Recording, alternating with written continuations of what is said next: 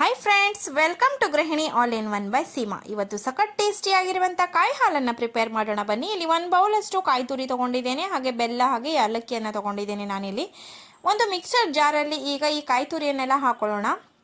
ಹಾಗೆ ಅದಕ್ಕೆ ಸ್ವಲ್ಪ ನೀರನ್ನು ಹಾಕಿ ಚೆನ್ನಾಗಿ ಗ್ರೈಂಡ್ ಮಾಡ್ಕೊಳ್ಳಿ. ಫೈನ್ ಆಗಬೇಕು ಅದು ಫುಲ್ಲು. ಆಮೇಲೆ ಒಂದು ಜಾರಡಿಯನ್ನು ಇಟ್ಕೊಂಡು ಅದನ್ನು ಚೆನ್ನಾಗಿ ಗಾಳಿಸ್ಕೊಳ್ಳಿ. ಸ್ವಲ್ಪ ಥಿಕ್ಕಿರಬೇಕು ಕಾಯಿ ಹಾಲು, ಆ ಥರ ಗಾಳಿಸ್ಕೊಳ್ಳಿ. ತುಂಬ ನೀರು ಹಾಕ್ಲಿಕ್ಕೆ ಹೋಗಬೇಡಿ ಆಯಿತಾ.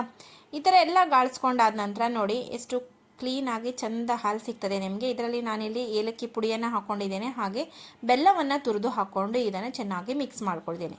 ಅಕಸ್ಮಾತ್ ನೀವು ಏನಾದರೂ ಕಾಯಿಯನ್ನು ರುಬ್ಬಬೇಕಾದ್ರೇ ಅದರಲ್ಲೇ ಏಲಕ್ಕಿ ಹಾಕ್ಕೊಂಡ್ರೂ ಅಡ್ಡಿಲ್ಲ. ಹಾಗೆ ನಾನಿಲ್ಲಿ ರುಚಿಗೆ ತಕ್ಕಷ್ಟು ಉಪ್ಪನ್ನು ಹಾಕ್ಕೊಂಡು ಚೆನ್ನಾಗಿ ಮಿಕ್ಸ್ ಮಾಡ್ಕೊಳ್ತಾ ಇದ್ದೇನೆ.